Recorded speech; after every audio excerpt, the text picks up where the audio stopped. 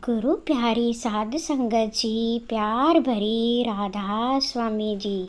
संगत जी, ब्यास दरिया से एक बहुत ही बुरी खबर आई हुई है जिसने सारी संगत को हिलाकर रख दिया है। एक बच्चा जो 24-25 साल का होगा, दरिया में पैर फिसलने से डूब गया है। हमें बहुत ज़्यादा दुख हो रहा है, उस परिवार को भी बहुत दुख हो रहा होगा, क्योंकि जिनका बच्चा गया है हम सोच नहीं सकते हैं कि उनकी क्या हालत होगी। पता नहीं बाबा जी की क्या मौज है, ये तो वो ही जाने। पंजाब की हालत बहुत ज़्यादा ख़राब है, क्योंकि पानी रुकने का नाम नहीं ले रहा है। वहाँ के कुछ लोगों से बातचीत हुई थी तो उन्होंने बताया कि कल रात ऐसी भयंकर बारिश हुई जैसे उन्होंने अपने जीवन में पहले कभी नहीं देखी है। आप देख सकते हैं वीडियो में। भारी बारिश के चलते नदी का भी बहुत बुरा हाल हो रखा है। सारी संगत को झकझोर करके रख दिया इस हादसे ने। जो लड़का नदी में पैर फिसलने से गिर गया है वो सिर्फ 25 या 30 साल का होगा, जिसका नाम बलविंदर सिंह उर्फ बंटी है। अमृतसर मेहता इलाके से डेरा ब्यास सेवा करने आया था। सेवा निभाते समय उसका पैर फिसल गया, जिसके चलते ये घटना हो गई। तेज बारिश के कारण वो एकदम से दरिया में समा गया। बहुत कोशिशों के बावजूद भी अभी तक कोई सुराग नहीं मिल पाया है। हम सब मिलकर बाबा जी से यही प्रार्थना करेंगे कि उस बच्चे के परिवार को शक्ति बख्शें और उस बच्चे की भी आत्मा की संभाल बाबा जी तो कर ही रहे हैं। सारी संगत पुकार लगा रही है। हो सकता है किसी किनारे पे बच्चा किसी को भी मिल जाए तो हमसे ज़रूर संपर्क करें, यानी डेरा ब्यास से, प्रशासन से ज़रूर संपर्क करें। प्रशासन संगत को बार बार अपील कर रहा है कि सावधानी बरतें, सावधानी से काम करें और अपना ध्यान खुद रखें। बाबा जी अचानक से सिंगापुर से वापस आ गए हैं और वो बोर पहुंच चुके हैं। बोर में एक बहुत बड़ा सत्संग घर बन रहा है। वहां पहुंचकर बाबा जी ने आज सेवादारों को दर्शन दिए और बोर सत्संग घर का जायज़ा लिया। बोर के पुराने सेंटर में भी बाबा जी ने संगत को दर्शन दिए। कल 31 तारीख को हुजूर जी ने हैदराबाद में सत्संग फरमाया और बाबा जी ने सिंगापुर में सवाल जवाब का कार्यक्रम भी किया और संगत को दर्शन भी दिए। सिंगापुर में जो सवाल जवाब हुए वो सभी सवाल जवाब इंग्लिश में थे, लेकिन हम आपके आगे शेयर करने जा रहे हैं उन सारे सवालों को हिंदी में। आप जी से विनती है पूरा वीडियो ज़रूर देखें, सवाल जवाब एकदम नए हैं जी। एक बहन ने बाबा जी से सवाल किया कि बाबा जी, मैं बियर बार में काम करती हूँ जहाँ मुझे ड्रिंक तैयार करने से पहले उसे चखना पड़ता है, फिर मैं क्या करूँ। बाबा जी ने उसे कहा कि बेटा, आप अपनी नौकरी बदल कर दूसरी जगह नौकरी करें। बेटा, हमें ऐसे काम नहीं करना चाहिए जिनमें हम खुद भी उलझन में फंसे हों और सही मार्ग से भटक जाएं। उसी बहन ने बाबा जी से फिर सवाल किया, बाबा जी, मेरे परिवार वाले पिछले 5 साल से मुझ पर दबाव डाल रहे हैं कि मैं बच्चा पैदा करूं, लेकिन मैं ऐसा करने के लिए अभी तैयार नहीं हूं। सच कहूं तो मुझे अपनी ज़िंदगी अभी जैसी है वैसी ही ठीक लगती है। मुझे समझ नहीं आता कि मैं क्या करूं।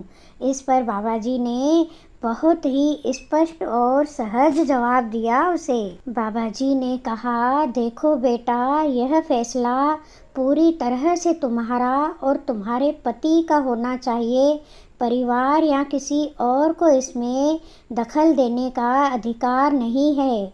आखिरकार बच्चे की जिम्मेदारी तुम्हें और तुम्हारे पति को ही निभानी होगी, किसी और को नहीं।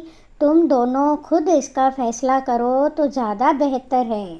फिर एक प्रेमी सेवादार ने बाबा जी से सवाल किया, बाबा जी, मैंने सत्संग में सुना है 5 मिनट का गहरा और एकाग्र ध्यान उस लंबे ध्यान से कहीं बेहतर होता है जिसमें मन इधर उधर भटकता रहे। क्या यह सच है? बाबा जी ने बहुत ही सरलता से समझाया, बेटा देखो, बात अक्सर सत्संग सुनने में मिलती है। असलियत यह है कि हम खुद उसकी क्वालिटी को जांच ही नहीं सकते और ना ही हमारे बस में ध्यान को लगा पाना है। हमारा काम सिर्फ बैठने का है, चाहे 5 मिनट बैठें या 15 मिनट बैठें या 2.5 घंटे बैठें। असली फैसला मालिक का होता है। उसने 2.5 घंटे बैठने का हुक्म दिया है तो उस अनुशासन को निभाना हमारी जिम्मेदारी है। ध्यान लगाना या ना लगना हमारे वश में नहीं है, बल्कि उसकी मर्जी में है। हुजूर महाराज जी कहा करते थे, ध्यान लगे या ना लगे, हमें ड्यूटी समझकर बैठना है, फर्ज समझकर बैठना है। आगे बाबा जी ने मुस्कुराते हुए मजाकिया अंदाज में कहा, अगर यहाँ शाहरुख खान आ जाएं तो सब उसके पीछे दौड़ेंगे, लेकिन जिस मालिक ने हमें सब कुछ दिया है उसके लिए हमारे पास समय नहीं है। यह सुनकर वहाँ सारी संगत खूब हंसने लगी और वह भाई तुरंत बोला, नहीं बाबा जी, ऐसा कभी नहीं होगा। फिर एक भाई ने कहा, बाबा जी, मैं जहाँ नौकरी करता हूँ मुझे दिन के 12 से 15 घंटे दफ्तर में देने पड़ते हैं। इस वजह से काम और भजन सिमरन के बीच बैलेंस नहीं बना पाता हूँ। 15 घंटे काम करने के बाद मेरे पास भजन सिमरन के लिए समय ही नहीं बचता। बाबा जी ने सहजता से जवाब दिया, बेटा, कोई भी इंसान 8 या 9 घंटे से ज़्यादा काम पर पूरा ध्यान ही नहीं दे सकता। 8 घंटे के बाद शरीर तो वहाँ दफ्तर में बैठा रहेगा, लेकिन दिमाग कहीं और चला जाएगा। इसीलिए ज़रूरी है काम भी उतना ही करो जितना शरीर के लिए ज़रूरी हो, जिससे भजन सिमरन और काम के बीच संतुलन बनाया जा सके। तुम्हारा कंपनी में इतना भी महत्वपूर्ण नहीं है कि तुम्हारे बिना सब कुछ रुक जाए। सोचो, अगर नेहरू जी चले गए, फिर इंदिरा गांधी भी गुजर गई, लेकिन भारत चलता रहा।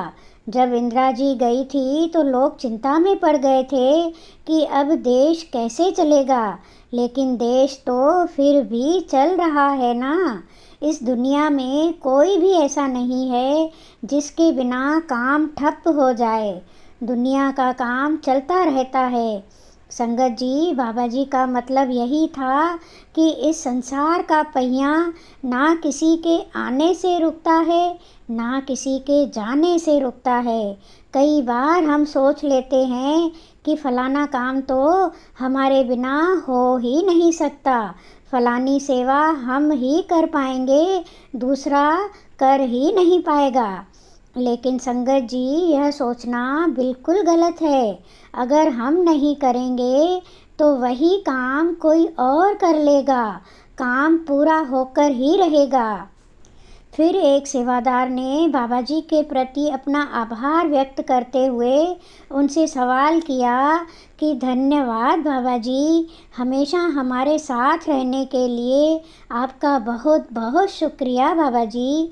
और अब तो आपने हमें हजूर जी देकर बहुत ही कृपा कर दी है, आपने कृपा डबल कर दी है।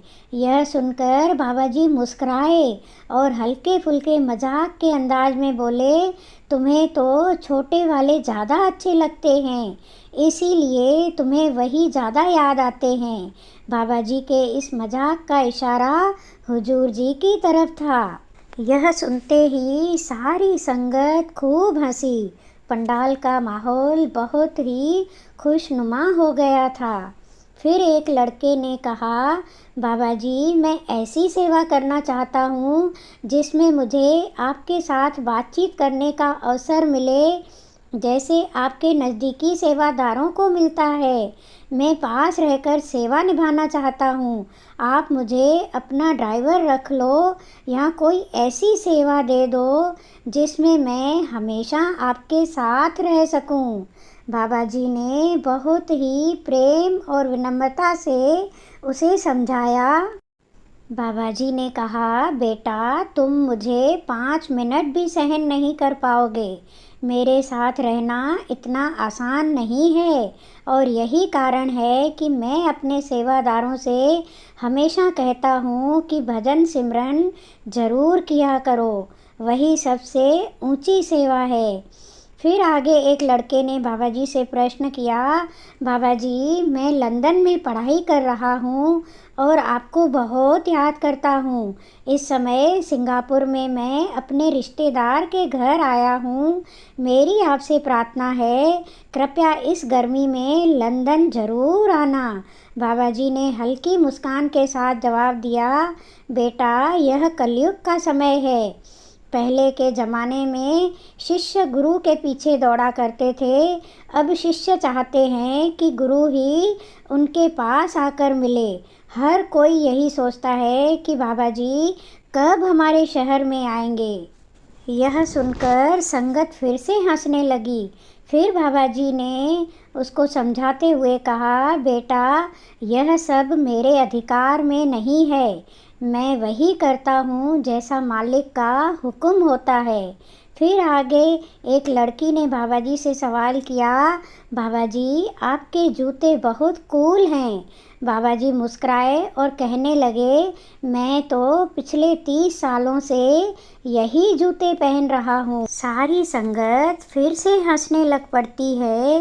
पंडाल का माहौल बहुत ही बढ़िया था। बाबा जी भी बहुत अच्छे मूड में बैठे हुए थे। सारी संगत भी खूब दर्शन कर रही थी।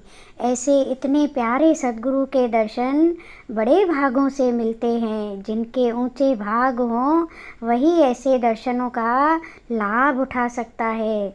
संगत जी आप जी के आगे विनती है, आपके अपने चैनल परमार्थ का शांति मार्ग को सब्सक्राइब करें, लाइक करें। जितना ज़्यादा हो सके इस वीडियो को शेयर करें ताकि सारी संगत बाबा जी के क्वेश्चन आंसर का फ़ायदा उठा सके। और बेल आइकन को ज़रूर क्लिक करें ताकि जो भी नया वीडियो हम डालें सबसे पहले नोटिफिकेशन आप तक पहुँचे जी। कमेंट्स में राधा स्वामी लिखना ना भूलें जी। राधा स्वामी जी।